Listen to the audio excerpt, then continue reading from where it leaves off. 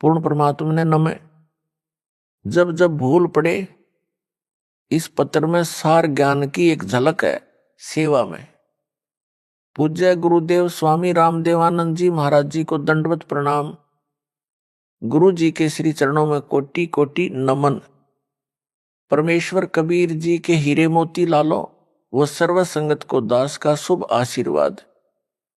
आप सभी की अटूट श्रद्धा गुरुदेव के चरणों में सदा बनी रहे।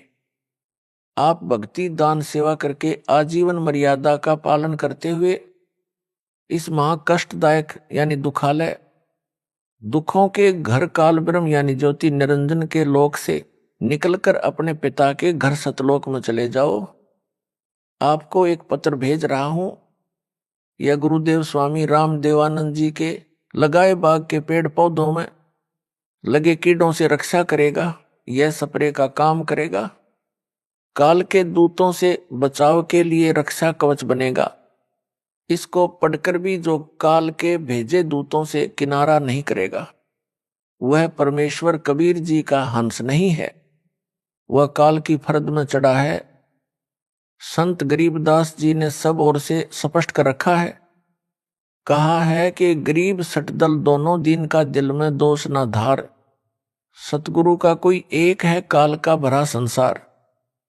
अर्थात जो मार्गदर्शक गुरु पद पर परमेश्वर का भेजा संत है, उसे सांत्वना देते हुए कहा है कि जो परमेश्वर कबीर जी की शरण नहीं आते या आकर फिर काल के दूतों के खेमे में चले जाते हैं, उस कारण से महादुखी ना हो, उनके प्रति दोष दिल में ना मान कि इतना समझाने के बाद नरक में जा रहे हैं।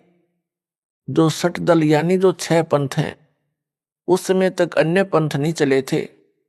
गिरी पुरी नाथ वैष्णव आदि आदि तथा दोनों धर्मों हिंदू तथा मुसलमान के व्यक्तियों को काल ब्रह्म ने जकड़ रखा है। ये सब काल की फरद में चढ़े हैं। सतगुरु का तो कोई कोई हंस यानी भगत तथा भगतमती है, वह दृढ़ रहेगा। सर्व संगत के लिए यह पत्र संजीवनी से कम नहीं है। इसको महीने में या जब इच्छा हो अवश्य सुनते या पढ़ते रहना है। इसको नित्य पाठ की बजाय मासिक पाठ समझकर जब इच्छा हो अवश्य पढ़ना या सुनना है। यह रोग प्रतिरोधक जड़ी यानी काल के प्रभाव को रोकने का काम करेगी। अपनी भक्ति क्रियाओं पर दृढ़ विश्वास बनेगा। विश्वास के बिना भक्ति सफल नहीं होती। आशा करता हूं जो काल के दूतों के जाल में फंसे हैं, वे भी पुनः विचार करेंगे, अपने निज घर की सुध लेंगे, जीवन की रक्षा करेंगे और अन्य सुरक्षित रहेंगे। हे मानव शरीर प्राप्त प्राणियों, आपको अनमोल अवसर मिला है अपना कल्याण करवाने का। सब सद्ग्रंथ तथा सब पहुंचे हुए संत यानी परमात्मा प्राप्त संत तथा स्वयं परमेश्वर कबीर जी बताते हैं, जो उनकी अमर वाणी में अंकित हैं कि मानो स्त्री पुरुष का जन्म दुर्लभ है, यह बार बार नहीं मिलता। जैसे प्रमाण मिलता है कागभूषण का, उसने यही बताया है कि मैंने अनेकों मानव जन्म बिना भक्ति के व्यर्थ किए। कुछ परिस्थिति ऐसी बनी जिस कारण से एक गुरु बनाया जो भगवान शिव का उपासक था। मेरे से भयंकर गलती हुई, मैंने अपने गुरु का खड़ा होकर सम्मान नहीं किया, जिस कारण से मेरे को भगवान शिव ने आकाशवाणी द्वारा श्राप दिया कि तूने अपने गुरु का अपमान किया है, मेरे लोक में आने योग्य तू नहीं है, तेरे को 1 लाख वर्ष तक नरक में डाला जाएगा। ये आकाशवाणी गुरु जी ने भी सुनी। गुरु जी को पता नहीं था कि इसने ऐसी गलती की है। तब गुरु जी ने कहा कि भगत परमात्मा शिव जी से क्षमा याचना कर। कागभूषण को साथ लिया। गुरु जी ने भगवान शिव से आंखों में पानी भरकर याचना की कि हे भगवान, बालक है, गलती हो गई, क्षमा करो। ऐसी प्रार्थना कई घंटों की।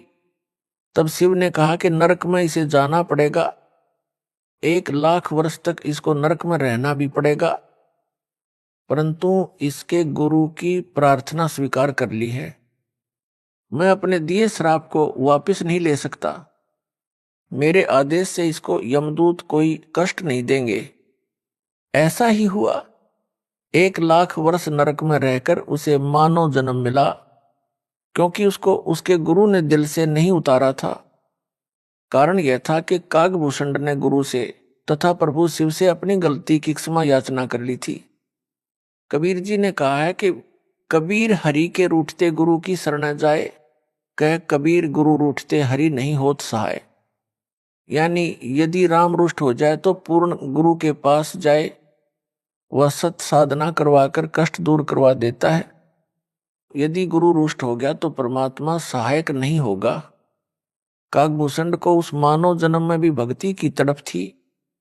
वह लोमस ऋषि के सत्संग में गया, अपने अज्ञान से ऋषि के प्रवचनों में त्रुटि बताने लगा, समझाने से भी नहीं समझा। तब ऋषि ने कहा कि तेरी चांडाल जैसी दुर्बुद्धि है, तू चांडाल के घर जन्म लेगा। कागभूषण को अपनी गलती का एहसास हुआ कि मेरे पास मेरे तर्क का कोई शास्त्रोक्त प्रमाण नहीं था। मैंने ऋषि से विवाद नहीं करना चाहिए था। ऋषि के चरणों में गिरकर अपनी गलती की क्षमा याचना की। ऋषि द्वारा दिए श्राप को सुनकर क्रोध नहीं किया, मायूस होकर कहा कि ऋषिवर क्षमा करो। ऋषि ने कहा कि श्राप वापस नहीं हो सकता। फिर कागभूषण ने कहा कि हे देव, इतनी दया करो कि चांडाल बनकर भी मेरी भक्ति में आस्था कम न हो। तब ऋषि जी को उसे गिड़गिड़ाता देखकर दया आ गई और आशीर्वाद दे दिया कि तेरी भक्ति में लगन कम नहीं होगी। तब उसका जन्म कागभूषण रूप में हुआ। मुख काग यानी कौवे का, से शरीर देवता जैसा हल्के तेज का। उस कागभूषण वाले जन्म में उसे कबीर परमेश्वर जी सतगुरु रूप में जोगजीत नाम से मिले। ज्ञान चर्चा हुई तब उसके जीवन की गाड़ी पटरी पर आई। अब वह उस श्रेणी में है जिनको परमेश्वर कबीर जी सतपुरुष अपनी नजर में रखते हैं। उनको जैसे तैसे भक्ति से चार्ज करते रहते हैं। कागभूषण का मोक्ष किस युग में होगा? जब वह मानव होगा तथा पूर्ण समर्पित होकर पूर्ण सतगुरु जी से दीक्षा प्राप्त करके आजीवन मर्यादा में रहकर भक्ति सेवा तथा दान करेगा। इस संजय दिल्ली ने तो गुरु जी की आज्ञा का ही उल्लंघन सीना ठोक कर किया है। अपने आप गुरु बनने की कोशिश कर रहा है, आशीर्वाद देने लगा है जो इसका चित्र गवाह है, जिसमें यह मुझ दास की नकल करके अंगुली अंगूठे से सटाकर आशीर्वाद दे रहा है। यह मुद्रा कबीर जी और मेरे गुरु जी तथा दास के अतिरिक्त कहीं देखने को नहीं मिलेगी। मेरे बाद जो नकली हैं वे बकवाद करके जीवन नष्ट कर सकते हैं। बालक बहुत प्यारा माँ का, उससे बढ़कर शिष्य गुरुओं का, अर्थात माता को बच्चा बहुत प्रिय होता है। गुरु को अपना शिष्य माता से भी अधिक प्रिय होता है। जो शिष्य बार बार गलती पर गलती करता है तो भी गुरु जी का प्रयत्न यही होता है कि किसी तरह यह सुधार कर ले, अपना मानव जीवन नष्ट ना करे। इसे ज्ञान नहीं है कि मानव जीवन कितना मूल्यवान है।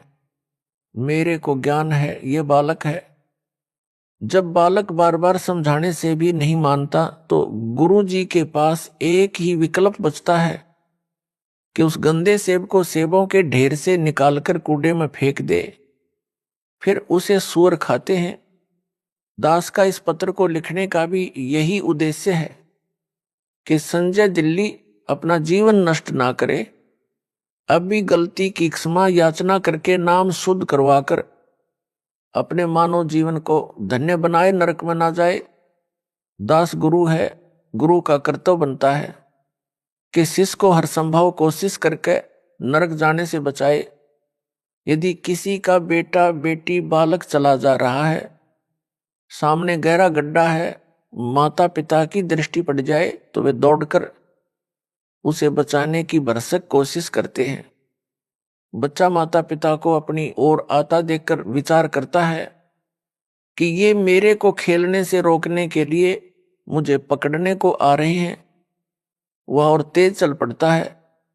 माता पिता के प्रयत्न के पश्चात भी गड्ढे में गिरकर जीवन से हाथ धो बैठता है।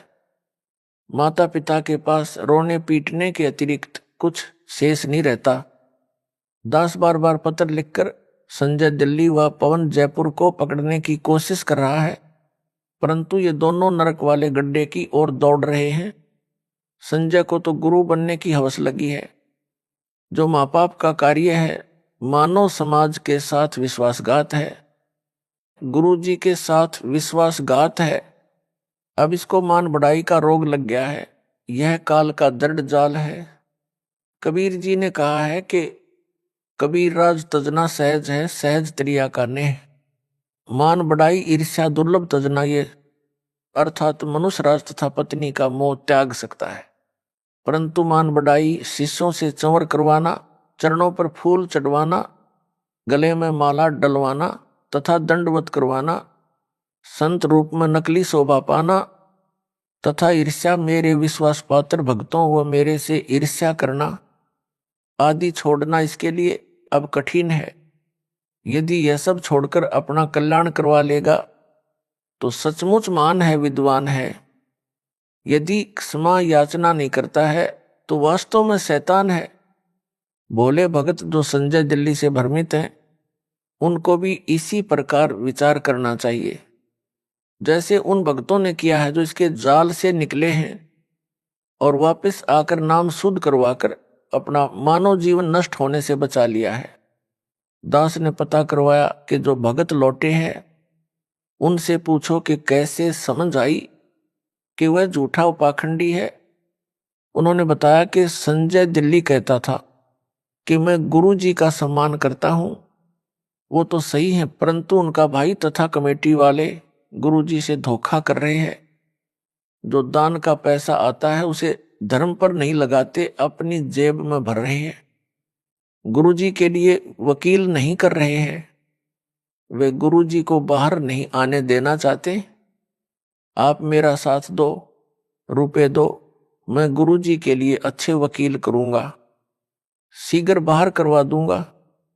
हमने उस संजय को बहुत रुपए दिए, परंतु उसने कुछ नहीं किया। गुरुजी हिसार जेल में वह सत्संग करता था मेरठ में और कहता था कि जब तक गुरुजी को बाहर नहीं निकलवा दूंगा तब तक यहां मेरठ में हर सप्ताह सत्संग करता रहूंगा। उसकी ऐसी बातें अच्छी तो नहीं लगती थी, परंतु उसकी झूठ बहुत साफ सुथरी थी। हमारी बुद्धि पकड़ नहीं पा रही थी। जब गुरुजी का पत्र आया कि इसे पैसे ना दो, इसने 50 लाख रुपए भक्तों से वकील करने के नाम पर ठग लिए हैं तथा इसको यानी संजय को गुरुद्रोही घोषित कर दिया है। उसने यानी संजय ने कहा कि यह गुरु जी का पत्र नहीं है, उनके भाई ने झूठा पत्र उनके नाम से भेजा है। हमें पत्र में लिखी भाषा गुरु जी के भाई की नहीं लगी, क्योंकि हम आश्रम में जाते थे तो उनका भाई एक कमरे में बैठकर शंका का समाधान किया करता। हमने कई बार उनके पास बैठकर उनका ज्ञान सुना। ज्ञान वही गुरुजी वाला था, परंतु जो प्रवचन की भाषा गुरुजी की है तथा जो पुस्तकें गुरुजी ने लिखी है वह भाषा पत्र की भाषा से पूर्ण रूप से मिलती है, उनके भाई की भाषा से नहीं मिलती। संजय दिल्ली अब स्वयंभू गुरु बनकर आशीर्वाद देने लगा। यह बात हमें खटकी कि हमारा गुरु भाई हमारा गुरु कैसे हो सकता है। इसे नाम देने का अधिकार भी गुरुजी ने नहीं दे रखा। यह सच में ढोंगी व झूठा है। उसी दिन से इससे गलानी हो गई। हमारी किस्मत अच्छी थी कि हमने नाम शुद्ध करवाकर अपने को नरक जाने से बचा लिया। अन्य गुरु भाई तथा बहनों से भी निवेदन करते हैं कि इसके जाल से निकलो और अपने गुरु जी की शरण में दोबारा आ जाओ। इसे भी साथ ले आओ, इसको भी नरक जाने से बचाओ। स्वयंभू गुरु बनकर ये 100-200 का जीवन नष्ट करेगा, अपना तो कर ही रहा है। जिन्होंने संजय को आश्रम के लिए जमीन दी है उनसे निवेदन है कि इस जमीन को गुरुजी की आज्ञा लेकर नामदान केंद्र के लिए दे दे। पाप से बचे उन भक्तों ने यह भी बताया कि संजय ने गुरुजी की आवाज की प्रथम मंत्र की ऑडियो रिकॉर्ड करके रखी हुई है। जब कोरोना महामारी के कारण गुरुजी की आवाज से ऑनलाइन नाम दिया जाता था, तो संजय ने रिकॉर्ड कर ली। अब यह उस ऑडियो से नाम दिलाता है।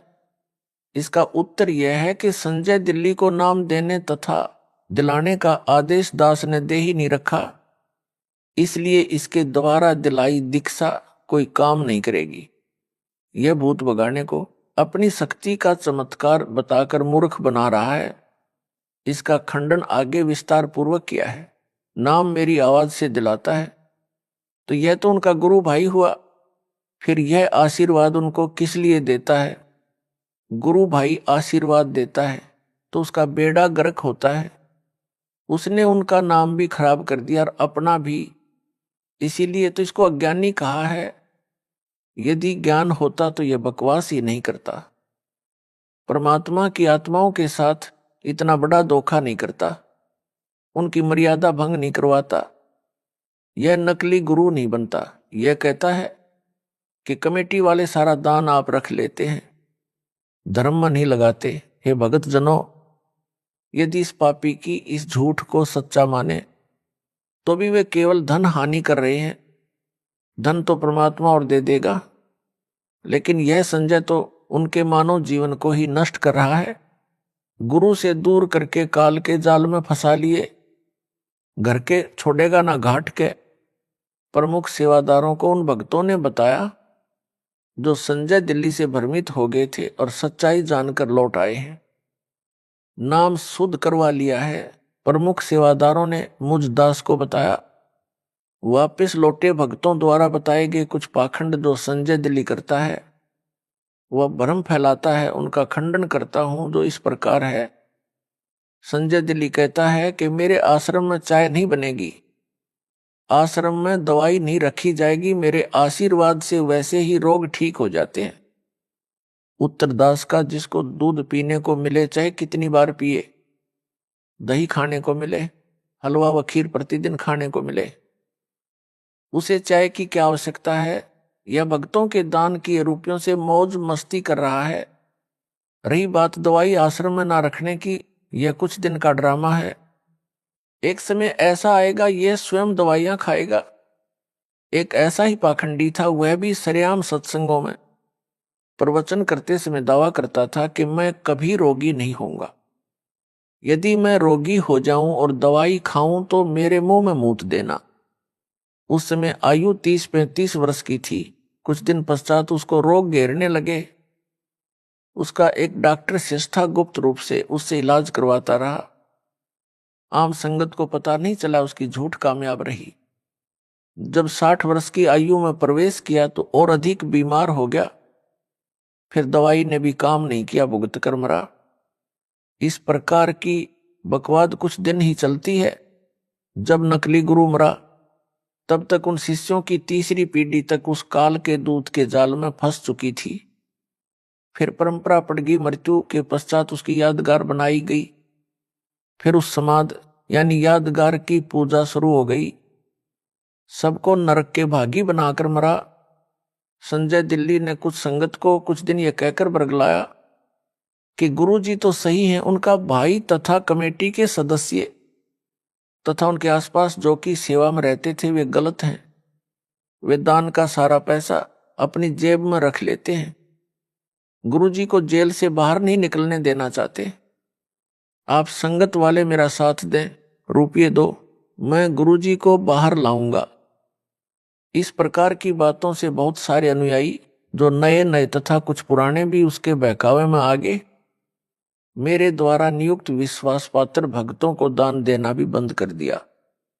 उस समय वह संजय पाखंडी 50 लाख रुपये भक्तों के दान के ले गया। एक भी वकील नहीं किया आज तक। जब दास को पता चला कि संजय दिल्ली तथा पवन जयपुर ने इस प्रकार संगत को भरमा दिया है, तब सख्त कदम उठाए, संगत को संभाला। दास ने जेल जाने की लीला यह देखने के लिए की है कि मेरे सतलोक जाने के पश्चात संगत वाले इस अनमोल मिशन को कैसे चलाएंगे। अब तो दास संसार में है, जो भी त्रुटि अनुयायी करेंगे उनको समझाकर सीधे मार्ग पर ले आऊंगा। यदि कोई भगत या भगत मति समझाने के पश्चात भी सुधार नहीं करेगा तो वह हमारे काम का नहीं है, वह तो चेडू है। चेडू क्या है यह बताता हूं। दूध से दही और दही से मक्खन बनता है। मक्खन अधिक समय ठीक नहीं रहता, इसलिए उसे गर्म किया जाता है। गर्म करने के पश्चात जो लस्सी घी में होती है वह ऊपर आ जाती है, जो कई दिन घी में रहने से खराब हो जाती है। वह लस्सी नहीं कही जाती, उसे हरियाणा में चेडू कहते हैं। यानी बेकाम का पदार्थ होता है। उसको एक बर्तन में डालकर उसमें ठंडा पानी डालकर कुछ देर छोड़ दिया जाता है। यदि थोड़ा बहुत घी उसमें रह गया होता है वह जम जाता है।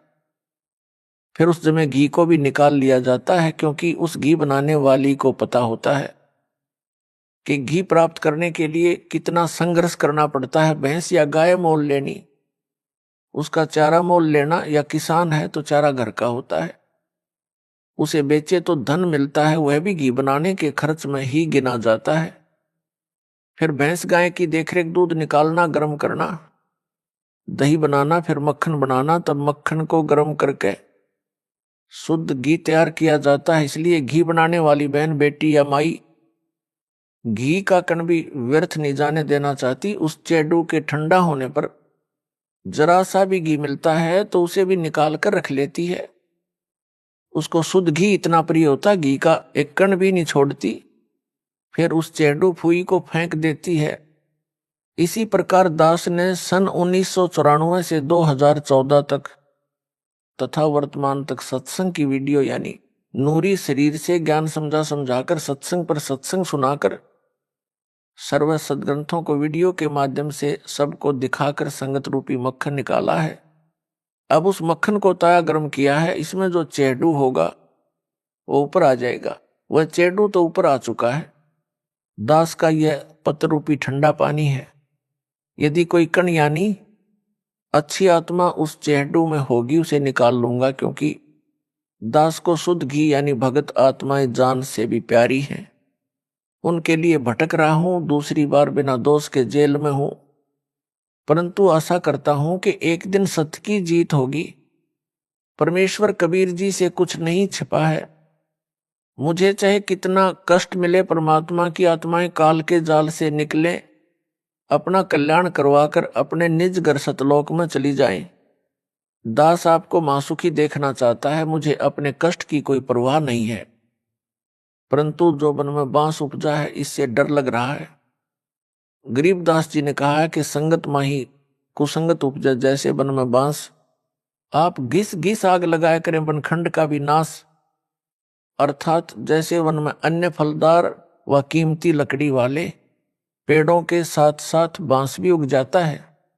तेज हवा चलने पर बांस एक दूसरे के साथ टकराते हैं, उस घर्षण से जंगल में आग लग जाती है, जिससे पूरे जंगल के फलदार पेड़ भी जलकर नष्ट हो जाते हैं। यह संजय साकट तथा पौन जयपुर वही कुसंगत उपजी है। कुछ संगत के भगत भी इनके साथ लगे थे। जब दास को पता चला कि संजय व पौन नाम के दो जालिम संगत में आग लगा रहे हैं, तब सब संगत को आदेश दिया कि इनका साथ छोड़ दो। जिन भक्तों को मैंने जिम्मेदारी दे रखी है उनकी बातें मानो। दान के सब पैसों का हिसाब दास के पास आता है, एक पैसा भी गलत प्रयोग नहीं हो रहा।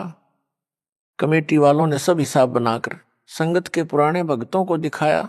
इतना रुपया आज तक दान में मिला है, इतना वकीलों व भक्तों के घर सहायता तौर पर दिया गया है। संगत बहुत समझदार है, वह तुरंत मान गई और दास ने संजय दिल्ली तथा पवन जयपुर को गुरुद्रोही घोषित कर दिया।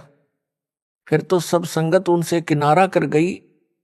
कुछ भोले नए भगत थे, वे अभी तक इस जालिम संजय की बातों में फंसे हैं। उनको सतर्क करने के लिए यह पत्र भेजा है।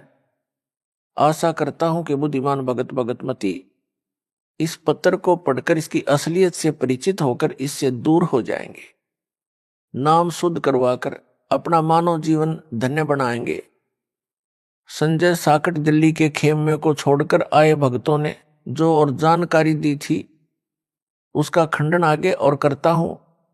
संजय दिल्ली अपने को श्री सिख गुरु नानक देव जी की आत्मा बताता है, यह सफेद झूठ है।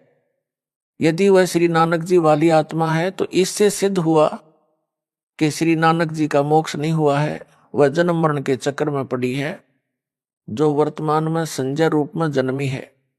मोक्ष प्राप्त प्राणी वह है जो कभी लौटकर संसार में कभी जन्म न ले। श्री नानक जी को स्वयं सतपुरुष कबीर साहिब कबीर देव बेई नदी पर स्नान के समय मिले थे, सतलोक लेकर गए थे, फिर पृथ्वी पर उसी शरीर में छोड़ा था कि कबीर धाणक यानी जुलाहा सतपुरुष है, करतार यानी सबका सृजनहार यानी उत्पत्ति करता है। यदि श्री नानक जी परमात्मा से दीक्षा लेकर पार नहीं हुए तो क्या यह गुरुद्रोही बनकर पार हो जाएगा? कभी नहीं। संजय दिल्ली अपने को श्री नानक देव यानी सिख धर्म प्रवर्तक वाली आत्मा बताता है और इसको मूल ज्ञान गुप्त ज्ञान है। तो मेरे पास टिंडे लेने आया था, पहले ही अपना पंथ चला लेता। कोई झूठ बकना इसका मकसद है। भोले भक्तों को भ्रमित करके गुरु स्वयं ही बना है। प्रेत योनि में जाएगा।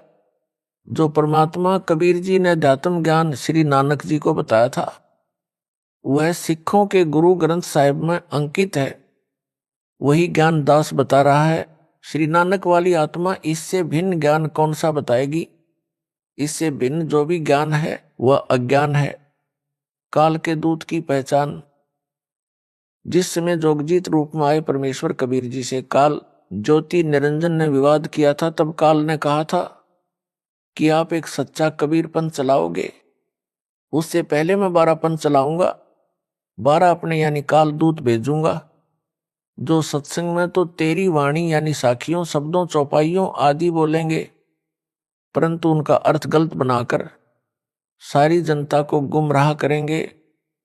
उन 12 पंथों के पश्चात और अनेकों पंथ अपने दूत भेजकर चलाऊंगा, सब जीवों को भरमाऊंगा।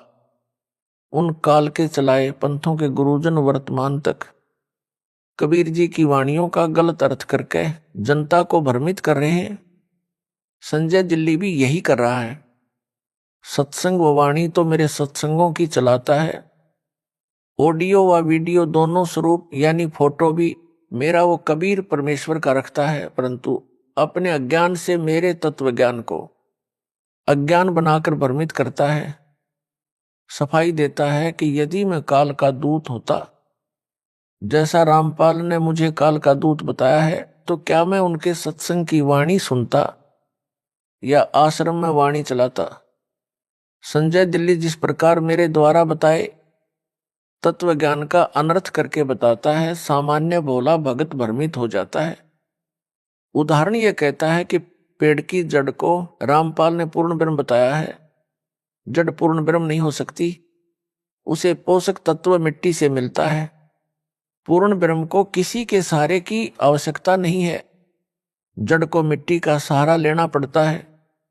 इसका उत्तर जैसे विद्यालय में अध्यापक विद्यार्थियों को समझाते हैं कि दिन रात कैसे बनते हैं, उसके लिए एक तेल से जगने वाला दीपक एक मेज पर रखा जाता है तथा एक ग्लोब फुटबॉल के आकार का एक स्टैंड पर लटकाया जाता है।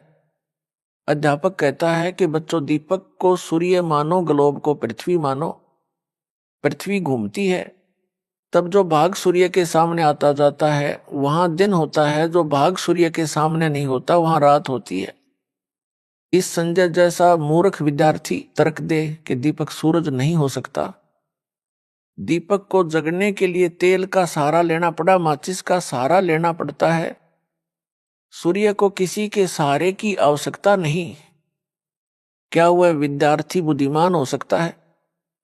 क्या वे उसके साथी जो उसके ऐसे तर्कों को सुनकर उसकी बातों तर्कों को सही मानते हैं, वे बुद्धिमान हो सकते हैं? दोनों मूर्ख हैं। यह तो एक उदाहरण है। ऐसा तर्क देना ही मूर्खता का परिचय देता है। ऐसे ही गीता अध्याय 15 के श्लोक नंबर 1, 4 तथा 16, 17 में वृक्ष का उदाहरण देकर सृष्टि की वह समर्थ परमेश्वर तथा सब देवताओं की स्थिति समझाई है। पाठकों, इसका खंडन इसी पत्र में विस्तार पूर्वक आगे भी किया है, कृपया वहां पढ़े। आपको पता चलेगा यह कितना विद्वान है और कितनी बकवास बकता है। भक्तों को विचार करना चाहिए कि जब गुरु जी ने गुरुद्रोही घोषित कर दिया तो वह कुछ भी सफाई देता रहे, नहीं मानना चाहिए। यदि वह सच्चा सुच्चा होता तो दास उसे क्यों दिल से उतारता, क्यों उसे गुरुद्रोही घोषित करता। माली का पौधा खराब हो जाए तो उसे जड़ से उखाड़कर फेंक देता है। उसे कष्ट बहुत होता है, परंतु और कोई विकल्प नहीं बचा था। सब दवाई व खाद डाला, परंतु व्यर्थ रहा। जैसे सेब विक्रेता की टोकरी भरी सेबों में से एक सेब दागी हो जाती है तो वह उसे निकालकर कूड़े में डाल देता है। उस खराब सेब को सूअर खाते हैं। कितना पौष्टिक तथा महंगा फल यानी सेब था। सेब विक्रेता को दुख बहुत हुआ सेब खराब होने का तथा फेंकने का। यदि नहीं फेंकता तो अन्य सेबों को भी वह गंदी सेब गंदा कर देती। संजय दिल्ली के अपलक्षण हद से ज्यादा देखकर इसे संगत यानी टोकरी से निकालकर फेंका। इसने एक पवन नाम के भगत को भी खराब किया जो जयपुर का रहने वाला है। इन दोनों को टोकरी से निकालकर फेंकना पड़ा। दास को दुख तो बहुत हुआ, परंतु विवश होकर यह कदम उठाना पड़ा। कबीर गुरु के दिल से उतरे, वह नाम बिहुना होए। जाको काल घसीट ही राख सके ना कोई। मानुष जन्म पाए कर खोए, गुरु विमुखा जुग जुग रोवे। गुरु से करे कपट चतुराई, सो हंसा भाव भर में आई। गुरु से कपट शिष्य जो राख है, यमराजा के मुख दर चाख है। संजय साकट कहता है कि रामपाल तो सतगुरु है। वह न संत है, न भगत है, न दास है। मैं दास भगत संत हूं। सारी संगत रामपाल को भगवान यानी साहेब मानती है। रामपाल सतगुरु है, भगत दास संत नहीं है। रामपाल ने 13वें पंथ के विषय में बताया है कि 13वें पंथ से सब अंधियारा हटेगा, वह संत भगत दास होगा। मैं यानी संजय ही वह संत भगत व दास हूं। रामपाल तो सतगुरु है। उदाहरण देता वाणी से, सतगुरु साहेब एक शरीरा। सतगुरु और साहेब यानी भगवान तो एक है। सारी संगत रामपाल को भगवान यानी साहेब मानती है, इसलिए साहेब और सतगुरु एक है। इसलिए रामपाल सतगुरु सिद्ध हुआ। अंधेरा तो भगत दास संत से हटेगा तथा सबका कल्याण होगा। वह मैं यानी संजय हूं। रामपाल को तो संगत भगवान यानी साहेब मानती है। फिर यह भी कहता है कि रामपाल भगवान नहीं हो सकता, इसने मां से जन्म लिया है। और यह भी कहता है रामपाल साहिब यानी भगवान है। साहिब और सतगुरु एक है, इसलिए रामपाल अज्ञान अंधेरा नहीं हटा सकता। अज्ञान अंधेरा तो दास भगत संत हटाएगा। वह मैं यानी संजय हूं, इसलिए रामपाल सतगुरु सिद्ध हुआ। इसको कहते हैं हुआ बाई बकदा, बिना सिर पैर की बातें। उस साकट से कहा जाए कि इससे आगे भी बोले, सतगुरु बिना ना लागे तीरा। पूर्ण चौपाई इस प्रकार है, सतगुरु साहेब एक शरीरा, सतगुरु बिना ना लागे तीरा। इसका अर्थ यह बनता है, सतगुरु व परमात्मा एक ही शक्ति होते हैं। सतगुरु के बिना न लागे तीरा का अर्थ है कि भवसागर के दूसरे तीर यानी किनारे नहीं जा सकता, यानी संसार से पार नहीं हो सकता।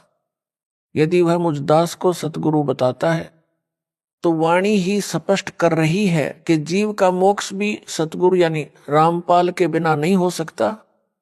साकट संजय दिल्ली वाला फेल हुआ, यह उआबाई बकता है। संजय गुरुद्रोही कहता है कि जो असुर निकंदन रमणी में संत गरीबदास जी ने कहा है कि सतगुरु दिल्ली मंडल ऐसी, वह मेरे यानी संजय के लिए कहा, क्योंकि मैं दिल्ली से आया हूं, इसलिए 13वां पंथ मैं ही चलाऊंगा। सब अंधेरा हटाऊंगा, सबका कल्याण करूंगा। विवेचन संजय दिल्ली तो अपने को संत दास तथा भगत कहता है और सतगुरु रामपाल को यानी मेरे को कहता है। इससे भी सिद्ध हुआ कि असुर निकंदन रमणी में संजय के लिए नहीं कहा है, क्योंकि वह तो अपने आप को दास भगत बताता है। सतगुरु मुझे दास को बताता है। वाणी में तो वह सतगुरु कहा है जो दिल्ली मंडल में आएगा। साहिब तख्त कबीर खवासा, दिल्ली मंडल लीजय बासा। सतगुरु दिल्ली मंडल ऐसी, सूती धरणी सूम जगाएसी। अर्थात कबीर साहिब सतपुरुष के तख्त सिंहासन के पास रहने वाला, उनके सतलोक दरबार का खवास नौकर यानी दास दिल्ली मंडल दिल्ली के आसपास निवास करेगा यानी जन्म लेगा। रमैणी में दिल्ली नगर नहीं कहा है। साकट गुरुद्रोही संजय तो दिल्ली नगर में जन्मा है। वाणी में दिल्ली मंडल, मंडल का अर्थ है दिल्ली नगर के आसपास का कुछ क्षेत्र कहा है। जैसे वर्तमान में एनसीआर बनाया है, यह सब दिल्ली मंडल है, दिल्ली अलग राज्य है। वाणी में फिर कहा है कि वही सतलोक में कबीर साहब का खवास यानी दास यानी नौकर दिल्ली मंडल में सतगुरु बनकर आएगा और सोम यानी कंजूस लोगों को तत्व ज्ञान से जगाएगा, भक्ति दान सेवा करवाएगा। असुर निकंदन रमैणी की वाणी में तो स्पष्ट कहा है कि सतगुरु से जीव का कल्याण होगा। साकट संजय दिल्ली गुरुद्रोही का तर्क कुतर्क यानी गलत विवेचन सिद्ध हुआ। इसको वाणी का अर्थ भी ठीक से नहीं करना आता, अनर्थ करके बताता है। काल का दूत यही करता है, यह स्पष्ट काल का दूत है। यह अपने को तत्वदर्शी संत बताता है, कहता है कि मेरे अतिरिक्त किसी को भी गुप्त ज्ञान मूल ज्ञान नहीं है, सब अज्ञानी है। इसने तो दास को भी अज्ञानी बताया है, क्योंकि वो कहता है कि मेरे अतिरिक्त किसी को तत्वज्ञान यानी मूल ज्ञान नहीं है। इससे तो यही स्पष्ट कर रहा है कि मैं संजय गुरुद्रोही ही तत्वदर्शी हूं। यदि वह दास द्वारा बताए यथार्थ अध्यात्म ज्ञान यानी तत्व ज्ञान से भिन्न ज्ञान रखता है तो उसकी पुस्तक बनाए या कोई वीडियो बनाकर इंटरनेट पर डाले, तब मेरी संगत का छोटा सा बालक भी उसके अज्ञान का पर्दाफाश कर देगा।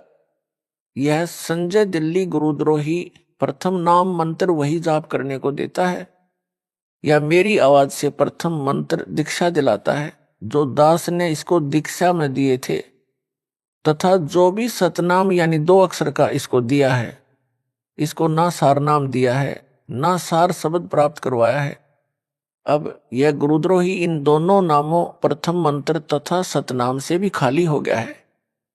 वाणी में कबीर परमेश्वर ने कहा है कि गुरु के दिल से उतरे वह शब्द बिहुना होए, वाको काल घसीट ही राख सके ना कोय। अर्थात जो शिष्य पूर्ण गुरु यानी सतगुरु के दिल से उतर जाता है यानी गुरु जी द्वारा गुरुद्रोही घोषित कर दिया है, उसका नाम कनेक्शन कट जाता है, वह शब्द यानी नाम रहित खाली हो जाता है, उसको काल घसीट ले जाता है, उसे कोई नहीं बचा सकता। इस संजय दिल्ली साकट गुरुद्रोही को काल घसीट कर ले जा चुका है। काल इसमें प्रेतवत प्रवेश है, जैसे ऋषियों में प्रवेश करके अधूरा सूक्ष्म वेद लिखाकर उसके 4 भाग श्री वेद व्यास ऋषि द्वारा करवा दिए। सब जनता ने इन्हीं वेदों को पूर्ण अध्यात्म ज्ञान मान रखा था। दास का ज्ञान योग मेरे गुरुदेव जी की कृपा से परमेश्वर कबीर जी ने खोलकर सर्वग्रंथों का सार निकलवाया है। सूक्ष्म वेद यानी तत्व ज्ञान जो स्वयं कबीर परमेश्वर जी ने प्रत्येक युग में प्रकट होकर सतलोक से चलकर आकर बताया था, उसे सब ग्रंथों से भी प्रमाणित किया है। इससे हटकर जो कोई भी ज्ञान बताएगा वह अज्ञान होगा। कबीर जी ने कहा है कि 9 मन सूत उलझिया ऋषि रहे जखमार, सतगुरु ऐसा सुलझा दे उलझे ना दूजी बार। अर्थात कबीर परमेश्वर जी ने कहा है कि अध्यात्म ज्ञान रूपी 9 मन यानी 360 किलोग्राम सूत, कच्चा धागा जो चरखे से काता जाता था, जो कपास से बनता था, उलझा हुआ है। ऋषिजन भी इसे समझने सुलझाने की अत्यधिक कोशिश कर रहे हैं, परंतु सुलझा नहीं यानी स्पष्ट नहीं हुआ। संध्या आरती में भी यही कहा है कि सनक सनंदन नारद मुनिजन शेष पार नहीं पावे, शंकर ध्यान धरे निश्वासर अजहू ताही सुलझावें। अर्थात ऋषियों तथा शेषनाग को भी परमात्मा का पार नहीं पाया यानी यथार्थ रूप में नहीं समझ सके। शंकर भगवान कहलाने वाला भी दिन रात हठ योग करके ध्यान लगाकर परमात्मा को समझने तथा ज्ञान सुलझाने में अभी तक लगा है, कुछ भी सुलझ नहीं पाया है।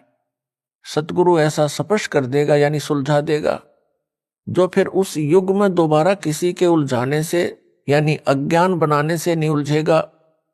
इस वाणी से यह भी स्पष्ट हुआ कि तत्व ज्ञान को सतगुरु ही प्रकट कर सकता है। संजय साकट दिल्ली तो अपने को संत दास भगत बताता है तथा सतगुरु मुझ दास को बताता है। इससे भी यह अपने अज्ञान के मकड़ जाल में स्वयं ही फंस गया, अर्थात झूठा सिद्ध हो गया है। यदि इस गुरुद्रोही की बात को सच्ची माने जो यह कह रहा है कि मैं संजय दिल्ली ही तत्व ज्ञान जानता हूं, मूल ज्ञान जानता हूं, तो नाम मेरे यानी दास वाले क्यों जपता है, क्यों अपने जाल में फंसाए भोले भक्तों को देता है? फिर तो नाम भी भिन्न होने चाहिए। यदि यह कहेगा कि नाम तो यही सही है, तो फिर इसके तत्व ज्ञान का क्या अचार डालना है? मोक्ष तो निज नामों से होना है, वे यह दास दीक्षा में दे रहा है। दास को मेरे गुरुदेव स्वामी रामदेवानंद जी से नामदान करने की आज्ञा मिली है, जो एक संत मत की परंपरा है। इसको गुरुद्रोही घोषित मेरे द्वारा कर रखा है। इससे ये नाम लेने से कोई लाभ नहीं होगा, यानी मोक्ष नहीं हो सकता। विशेष दास ने अपने पूज्य गुरुदेव जी के सानिध्य में अध्यात्म ज्ञान को बारीकी से समझ लिया था। गुरु मर्यादा में रहना मोक्ष का मूल मंत्र है, जिसका दास ने परमात्मा से डरकर पालन किया। गुरुपद दास को दिया जाएगा, यह तो स्वप्न में भी नहीं सोचा था, क्योंकि दास एक सामान्य भगत था, गृहस्थी बाल बच्चेदार था। हरियाणा सिंचाई विभाग में जेई यानी जूनियर इंजीनियर के पद पर नौकरी करता था। दास ने अपने छोटे भाई महेंद्र दास को यह ज्ञान बताया।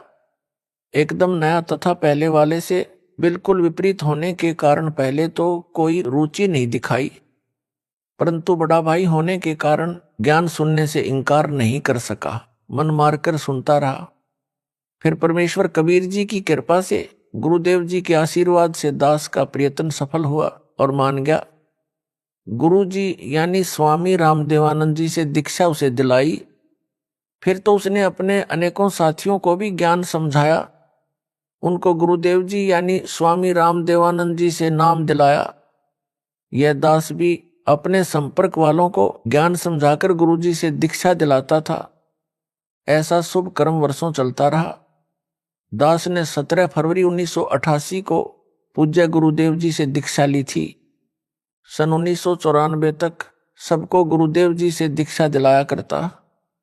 एक दिन नए भक्तों को नाम दिलाने के लिए गुरुजी के पास गया। भगत महेंद्र दास भी मेरे साथ थे।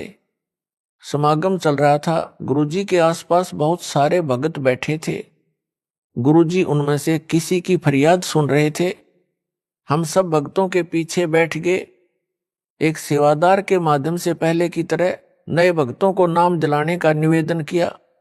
भगत की बात सुनकर गुरुदेव जी ने हमारी ओर कृपा दृष्टि की। हम सब ने दंडोत प्रणाम किया। उसी समय सैकड़ों भक्तों की उपस्थिति में दास को नाम देने का आदेश दिया। कहा कि आज के बाद तू नाम दिया करेगा। मेरे को पसीना छूट गया। विचार किया कि कोई गलती तो नहीं हो गई जिससे गुरुजी नाराज हो गए हो। कानों पर विश्वास नहीं हो रहा था। गुरुजी नाराज नजर नहीं आ रहे, मुस्कुरा रहे थे, इसलिए हिम्मत बनी रही। दीक्षा देने का आशीर्वाद देते समय कहा कि आज के बाद यह तुम्हारा गुरु होगा। उपस्थित भक्तों की ओर संकेत करके कहा। मेरी दशा देखकर समझ गए कि भगत घबरा गया है। बोले कि अपने को अकेला न समझना, मैं तेरे साथ रहूंगा। परमेश्वर कबीर जी के आदेश से यह आशीर्वाद तेरे को दिया है। तेरे बराबर विश्व में संत नहीं होगा। आशीर्वाद देकर हमें भेज दिया। सुबह माइक से आवाज लगी कि रामपाल रोहतक को स्वामी जी याद कर रहे हैं। हम सब तुरंत पहुंच गए। भगत महेंद्र दास भी साथ था, क्योंकि हम छुडानी गांव में ही भगत महेंद्र दास की ससुराल में रुके हुए थे। उस रात दास को नींद नहीं आई कि इतनी बड़ी जिम्मेदारी को कैसे निभा पाऊंगा।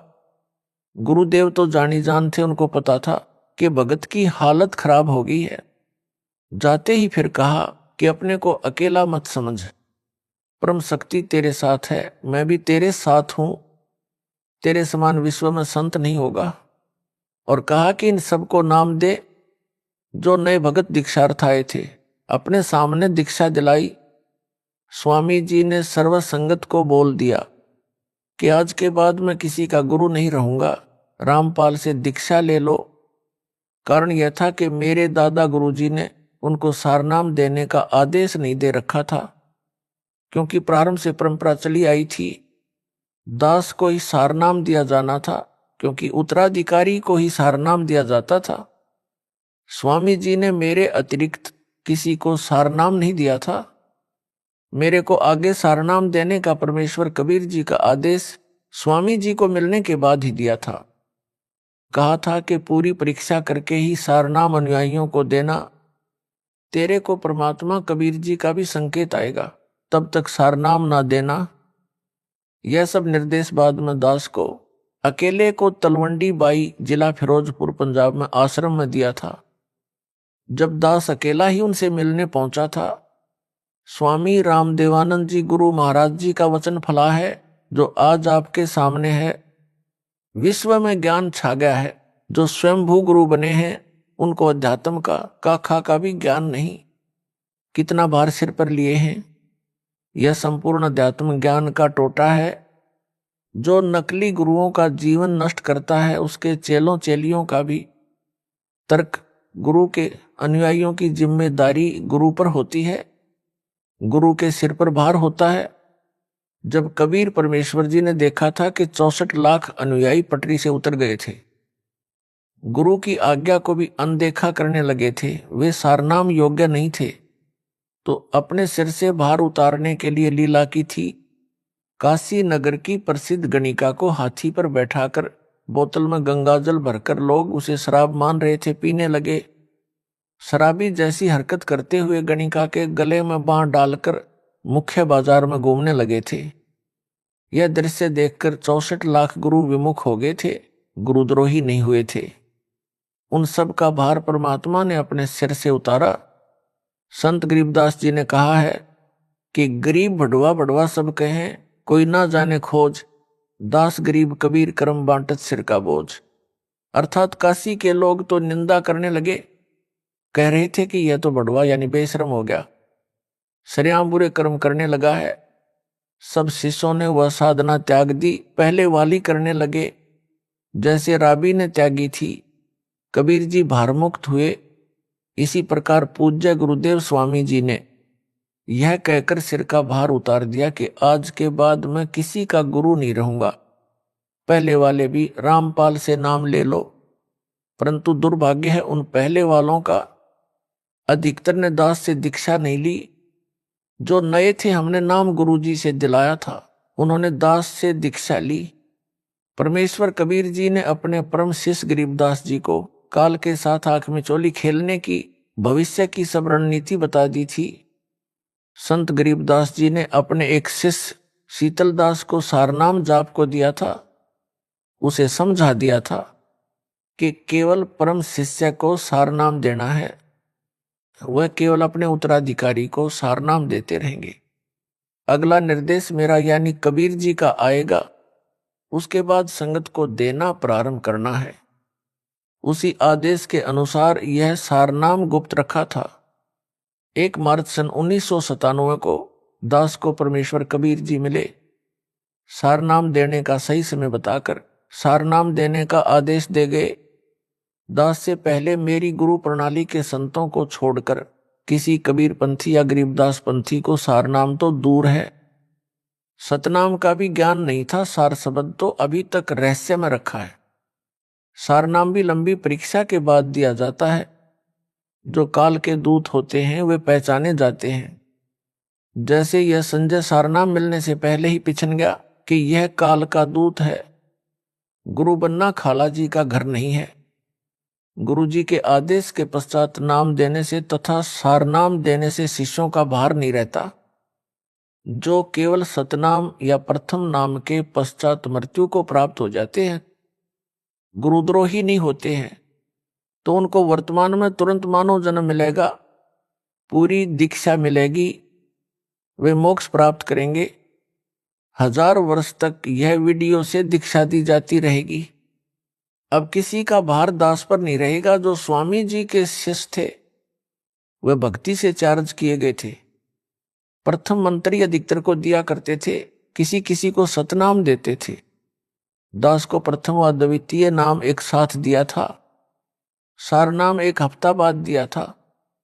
उस समय दास को उपरोक्त योजना की जानकारी दी और बताया कि ये जितने पहले वाले शिष्य हैं ये तो केवल भौतिक सुख ही मांगते हैं, वो इनको संपत्ति यानी संतान दे रखा है, केवल तू ही एक ऐसा मिला जिसने मोक्ष मांगा।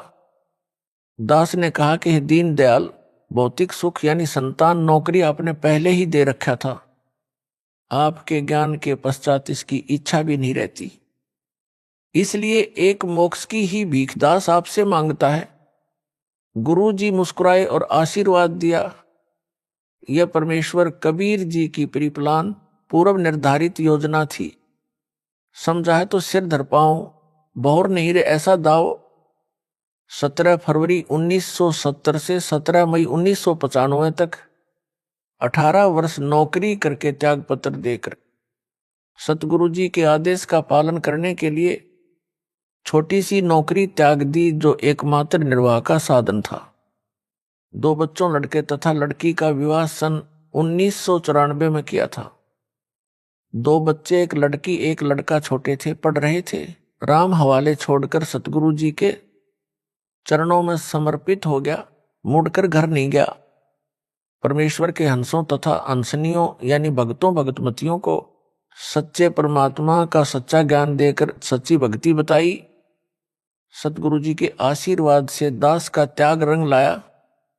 बच्चे भी परमेश्वर ने पाले व पढ़ाए, दास को अपनी नौकरी दी, दास का कल्याण किया, सतलोक का निवासी बना दिया। विश्व में इस ज्ञान का कोई सानी नहीं। सब ग्रंथों का सार निकालकर भगत समाज के समक्ष रख दिया। असंख्यों वर्षों का उलझा ज्ञान सुलझ गया। जिनको मोक्ष चाहिए आओ और अपना जन्म सफल बनाओ। गरीब ज्यों बच्चा गऊ की नजर में, यूं साईं को संत, भक्तों के पीछे फिरे भगत वत्सल भगवंत। यह कहावत दास के ऊपर चित्रार्थ हुई। दास ने भक्तों के सहयोग से गांव-गांव नगर नगर में जाकर सत्य ज्ञान सत्य साधना की अलख जगाई। गुरुदेव के आशीर्वाद ने सब कार्य किया। सन 1996 में किसी भगत के रिश्तेदार ने एक गज यानी 85 वर्ग गज में बनी एक कमरा, बरेंडा, रसोई, बाथरूम तथा लैट्रिन, कुछ आंगन वाली छोटी सी कुटिया कुछ समय के लिए प्रयोग करने के लिए दी। यह कुटिया उसने स्वयं खरीदकर अपने पाखंडी गुरु को बनाकर दे रखी थी, जो बाद में धोखेबाज निकला। जो मेरे पूज्य गुरु जी के पास रहता था, भगवान वेश भी ले रखा था, गुरु के साथ भी धोखा करके भागा था, गुरुद्रोही बना था। कुटिया दान करने वाला हमारा भगत नहीं था, उस पाखंडी का भगत था, जिस कारण से वह किसी बाबा पर विश्वास नहीं करता था। हमारे भगत के कहने पर वह कुटिया उधारी दी थी। जब भगत ने पूर्ण विश्वास दिलाया, तब परम पूज्य गुरुदेव स्वामी रामदेवानंद जी के 3 आश्रम पंजाब राज्य में, खन्ना, मोगा तथा तलवंडी भाई की, तथा एक आश्रम नजफगढ़ दिल्ली में था, जहां पर दास को दीक्षा की भीख मिली थी। उस समय दास ने उनकी सेवा में एक भगत भेज रखा था। भगत ने बताया कि दादा गुरुजी ने अपने निजी सेवादारों को बुलाया और बोले कि मुझे हरियाणा ले चलो रामपाल के पास। आयु बहुत हो चुकी थी, लंबा सफर करना उचित ना था। भक्तों ने निवेदन किया कि आपका लंबे सफर में जाना उचित नहीं, परंतु एक नहीं सुनी। सन 1996 में 13 दिसंबर से 19 दिसंबर तक उसी जींद कुटिया के पास खाली प्लाटों में, जो किसी किसी के थे, निर्माण नहीं किया था, प्रथम खुला पाठ 7 दिन का किया जा रहा था। परमात्मा 12 दिसंबर 1996 को ही जींद कुटिया में आ गए। दास देखकर आश्चर्यचकित तथा बहुत खुश हुआ, दंडवत किया। भगत जन सेवा में लग गए। उस प्रथम अनुष्ठान को अपने सानिध्य में सफल करवाया। 7 दिन मौसम बसंत जैसा रहा। 20 दिसंबर 1996 को सर्दी व धुंध छा गई। स्वामी जी उस कुटी में 23 जनवरी 1997 तक रहे। 24 जनवरी को तलवंडी बाई पंजाब में गए 25 जनवरी को विश्राम किया। 26 जनवरी 1997 को बैठे बैठे सतलोक चले गए। सब आश्रमों की सुविधा त्याग कर अपने दास विदुर के पास आए। वहां जब देखा कि यथार्थ कबीर पंथ यानी 13वें पंथ की नींव दृढ़ हो चुकी है, सतलोक चले गए। जब उनका जींद कुटिया में डेरा था, दास उनकी आज्ञा लेकर गांव में सत्संग व पाठ करने गया था। सेवादारों को बताया था कि दास उस दिन आएगा, तब तक गुरुजी का ध्यान रखना। उस निश्चित दिन को दास कुछ लेट हो गया। कुटिया में केवल गुरुजी के स्नान आदि की व्यवस्था शुद्धता से की थी। शुद्धता का ध्यान रखते हुए दास जींद पहुंचकर किसी भगत के घर स्नान करने लगा, जिस कारण से देरी हुई। उस समय तक सेवादारों से 10 बार पूछा कि रामपाल आया है। उनको तान रखा था कि पता करो क्यों नहीं आया। उस समय मोबाइल को तो जानते भी नहीं थे, अन्य फोन भी गांव में नहीं थे। जब भक्तों को पता चला तो एक भगत आया और बोला, स्वामी जी ने 10 बार पूछ लिया कि कहाँ है, आज आने की कह गया था, क्या कारण हुआ। दास उसी समय भगत की मोटरसाइकिल लेकर तत्काल पहुंचा। कई भगत बैठे थे। दास ने दंडवत किया और चरण चंपी करने लगा। दास का सिर पकड़ा और ऊपर को किया। बोले, मैंने भगवान पा लिया, तेरा पाना दुर्लभ हो गया। दास चुप रहा। गुरुदेव की अंतरात्मा की आवाज थी। अगले दिन तलवंडी बाई वाले आश्रम में चले गए, वहां से सतलोक गमन किया। कबीर हरि के रूठते गुरु की शरण में जाए। कह कबीर, गुरु रूठ गए तो हरि ना होत सहाय। कबीर, जिन बातों से गुरु दुख पावे, उन बातों को दूर भावे। गरीब इन बातां क्या पाइए, राजी कर सतगुरु रूठे नू। अर्थात गुरु को प्रसन्न रखो, मोक्ष होगा। बकवादों से कुछ नहीं मिलना। यह संजय दिल्ली गुरुद्रोही दावा करता है कि यहां मेरे आश्रम में भूत माफी मांगते हैं। भूतों को यहां बुलाया जाता है। बहुतों की प्रेत बाधा दूर हो रही है। यह क्या छोटी बात है? क्या मेरे में शक्ति नहीं है? इसका उत्तर इस प्रकार है। आपको राबी के विषय में ज्ञान है कि उसने सतगुरु देव जी से दीक्षा लेकर 4 वर्ष साधना की थी। फिर किसी मजबूरी के कारण वह साधना त्यागनी पड़ गई। परंतु ऐसी परिस्थिति में भक्ति मार्ग त्यागना गुरुद्रोही की श्रेणी में नहीं आता, गुरु विमुख वाली श्रेणी में आता है। उस 4 वर्ष की मर्यादित साधना से उस देवी में इतनी भक्ति की शक्ति हो गई थी कि उसके लिए मक्का वाला मंदिर उड़कर विमान की तरह लेने चला आया और उस भगत आत्मा को लेकर यथास्थान पर स्थापित हो गया। परंतु मोक्ष से बहुत दूर रही। मोक्ष कई जन्मों में कष्ट भोगकर पुनः सतगुरु शरण में आने से ही हुआ। यह संजय साकट भी 3-4 वर्ष मर्यादा में रहा। अब यह गुरुद्रोही हो चुका है। इससे मोक्ष 100 कोस दूर हो गया है। उस मर्यादित साधना से मिली भक्ति ज्यादा नहीं टिकेगी, सीधा नरक में जाएगा। यह है सार ज्ञान। यदि इसे समझ होती तो इतनी बड़ी गलती नहीं करता।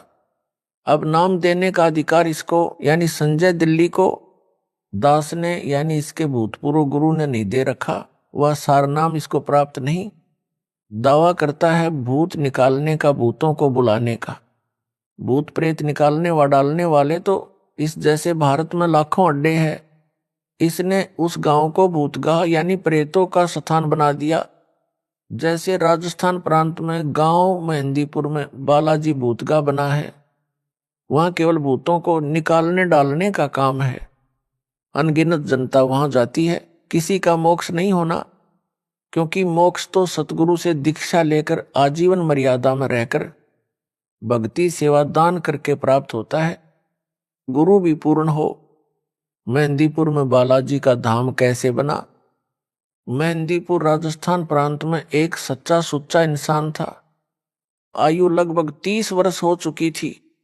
परमात्मा की भक्ति करता था। किसी कारण से विवाह नहीं करवाया था। जहां भी परमात्मा की कथा सत्संग चर्चा होती पहुंच जाता। सब कहते हैं कि गुरु बिन मोक्ष नहीं। उसने भी गुरु बनाया। गुरु रामायण का पाठ व कथा किया करता था। कोई भी पाठ करना होता है तो देसी गाय भैंस के घी की ज्योति जलाई जाती है जो हवन का काम करती है। उसने एक श्री राम का मंदिर भी बनवा रखा था। उसमें रामचंद्र, सीता व लक्ष्मण तथा हनुमान की मूर्तियां पत्थर की स्थापित कर रखी थी। उन मूर्तियों के सामने अखंड ज्योति जलती थी। किसी में प्रेत बाधा होती तो उस मंदिर यानी आश्रम में जग रही ज्योति को वह हनुमान की मूर्ति तथा श्री राम, लक्ष्मण, सीता की मूर्ति को देखकर चिल्लाने लग जाती, बाबा छोड़ दे, कभी नहीं आऊंगा।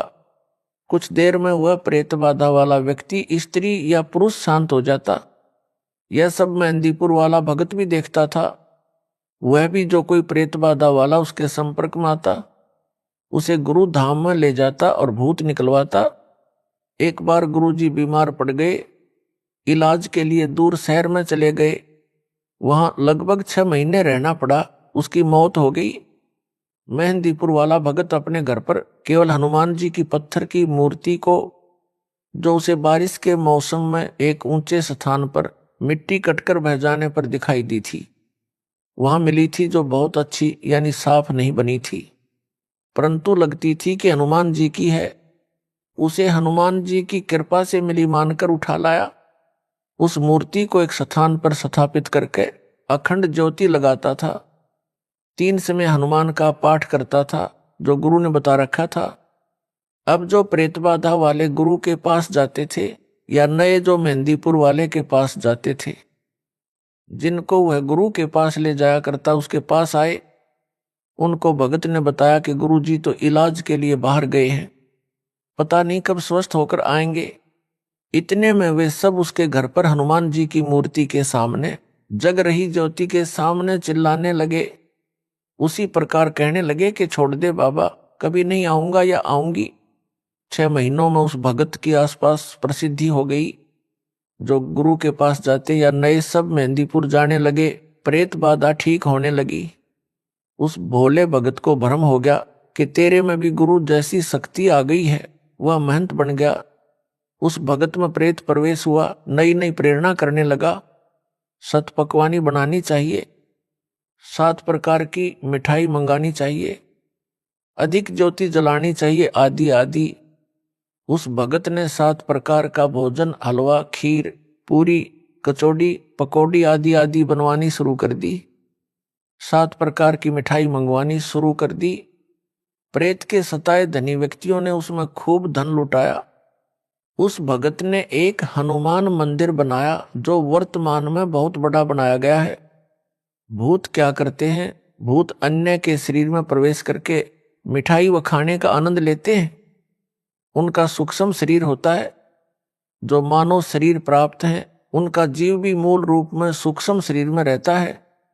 स्थूल शरीर उसे भक्ति, सेवा, दान करके मोक्ष प्राप्ति के लिए मिलता है। जो पूर्ण गुरु से दीक्षा लेकर भक्ति नहीं कर पाते, उनसे स्थूल मानव शरीर छीन लिया जाता है। उनमें से कुछ तो प्रेत बन जाते हैं। उस जीव का जो प्रेत बन गया है उसका मन वही स्थूल शरीर वाला आनंद चाहता है जो उसे स्थूल शरीर में मिल सकता है। जिस कारण से ये प्रेत किसी किसी में प्रवेश करके वह आनंद लेते हैं। जो व्यक्ति शराब पीते हैं, छोड़ नहीं पाते, उनमें कोई शराबी मरकर भूत बनकर प्रवेश है। वह चाहकर भी शराब नहीं छोड़ पाता। मेहंदीपुर में बालाजी के नाम से भगत ने मंदिर बनाया।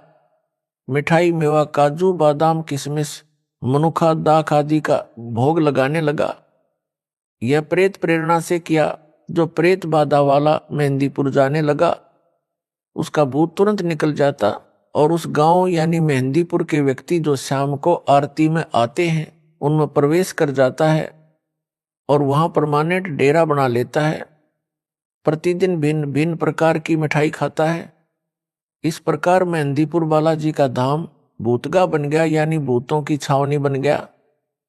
मोक्ष ना तो उस भगत का हुआ ना वहां जाने वालों का होगा। एक दिन वह गांव जिसमें संजय दिल्ली ने भूत धाम बनाया है, उस गांव के व्यक्ति जो इसके आश्रम में आरती में जाते हैं तथा वहां का 56 प्रकार का भोग खाते हैं, उनमें बाहर से आए लोगों के भूत प्रवेश करने लग जाएंगे तथा भूतों का केंद्र बन जाएगा।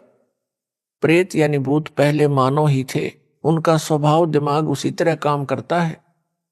जब वे देखते हैं कि यहाँ पर क्या क्या सुविधाएं हैं, उसी अनुसार निर्णय लेते हैं।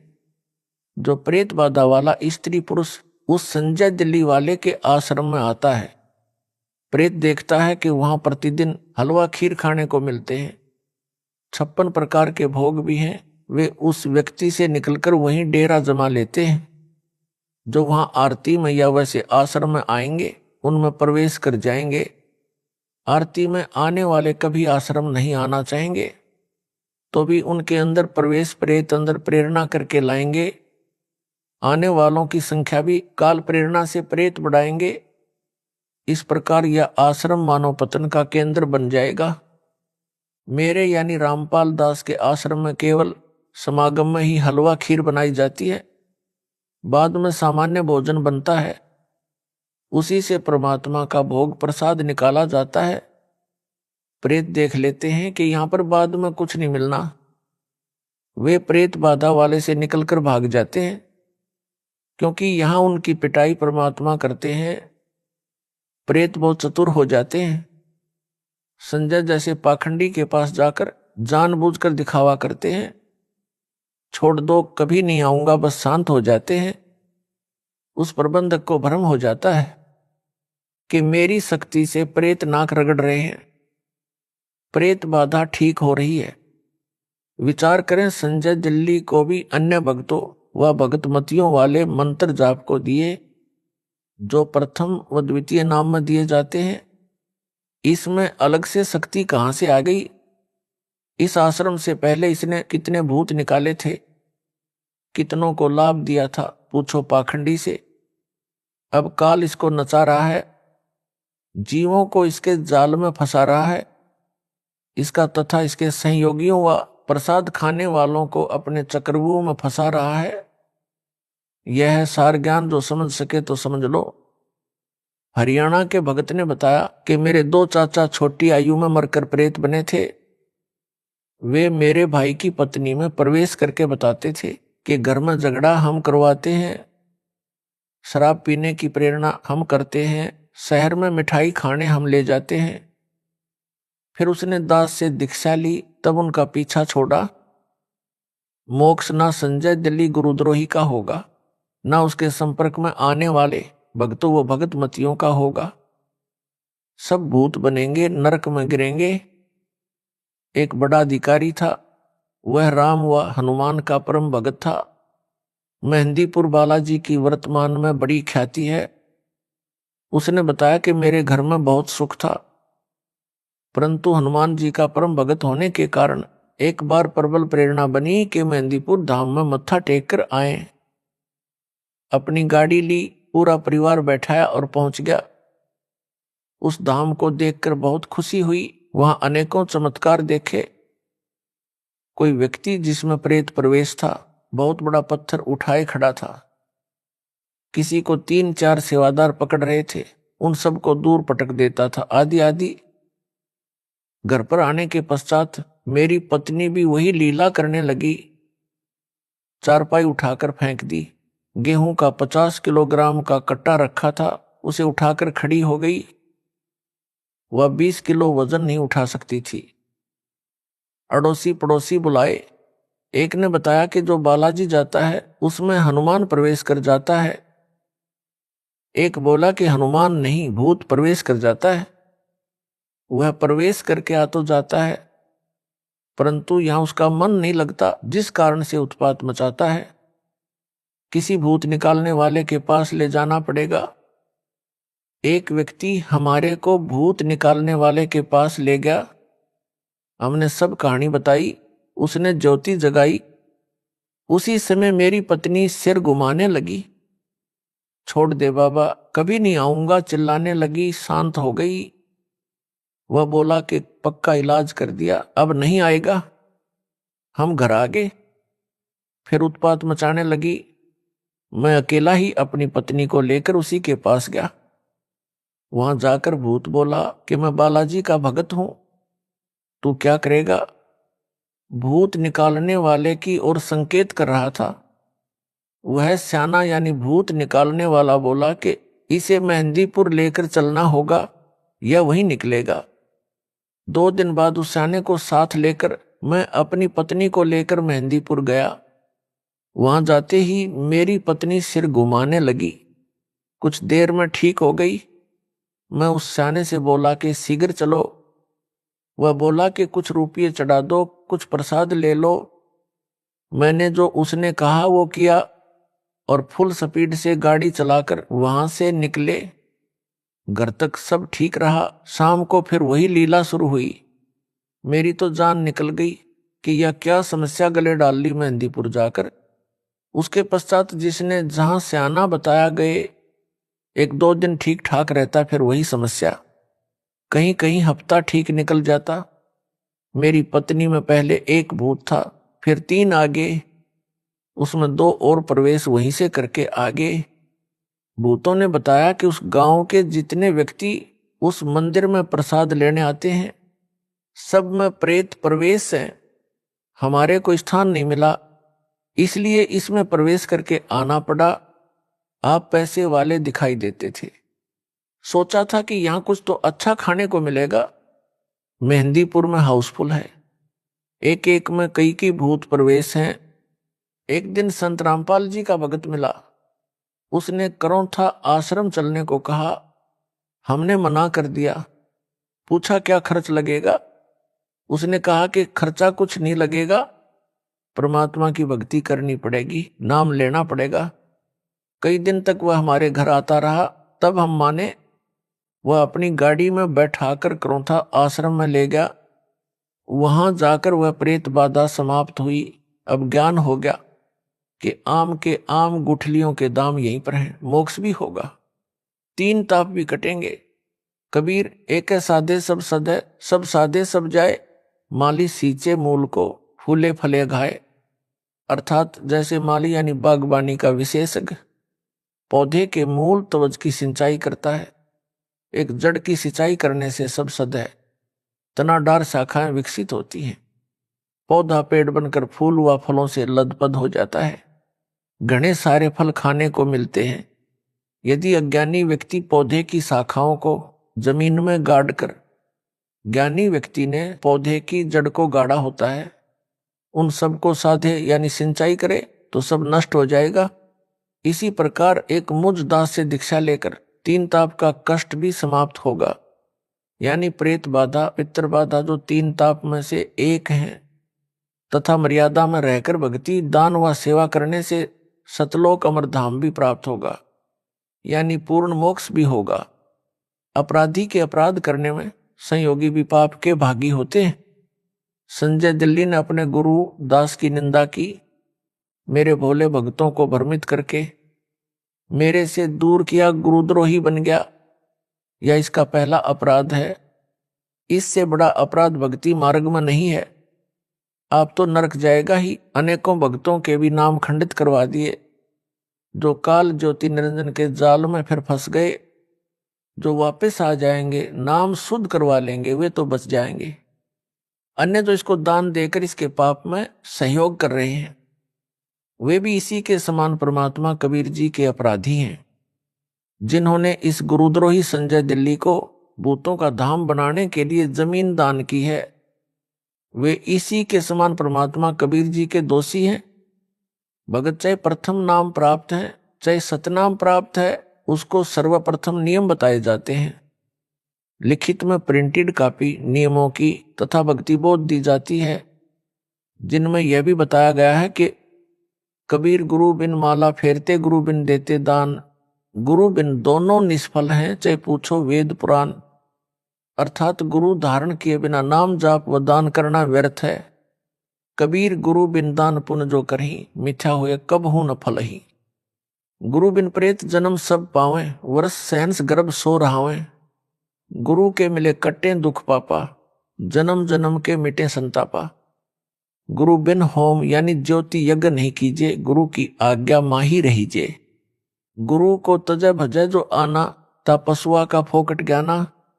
गुरु से बैर करे शिष जोई, भजन नाश अरु बहुत बिगोई।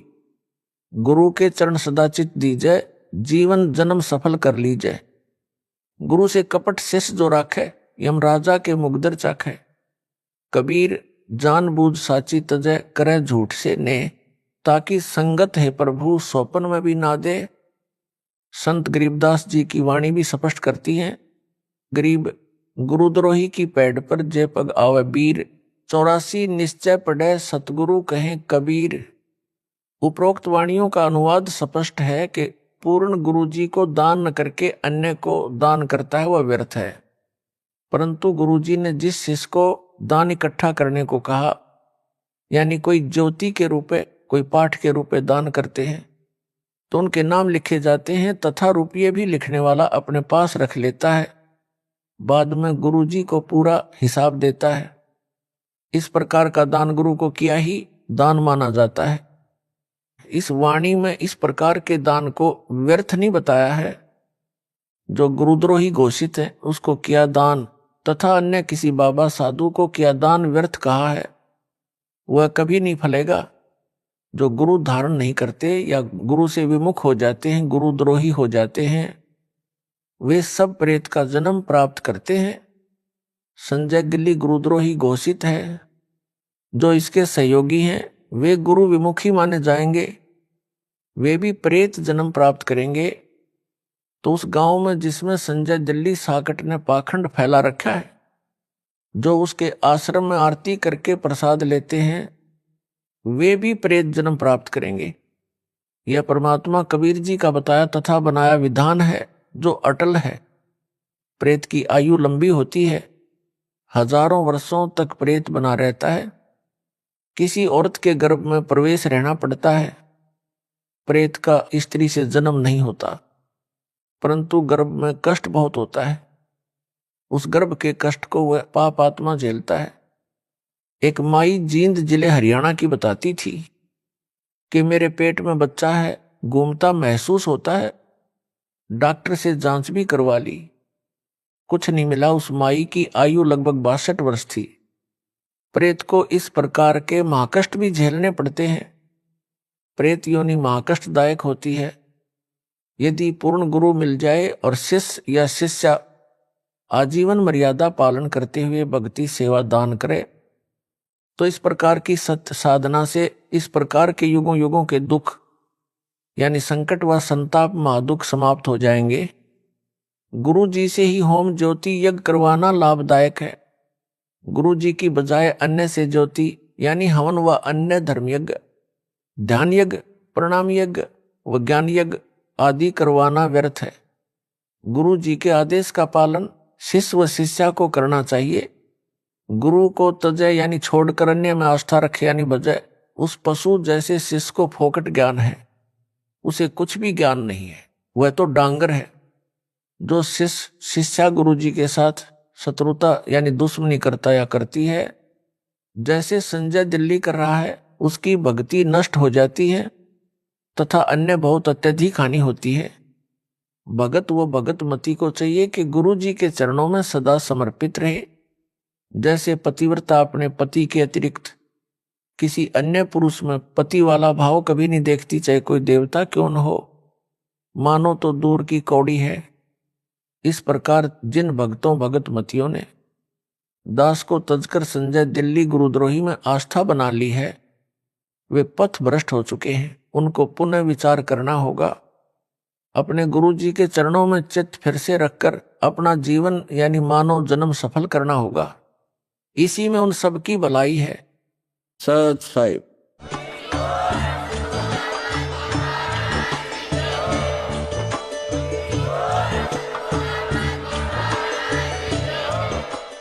सत साहिब।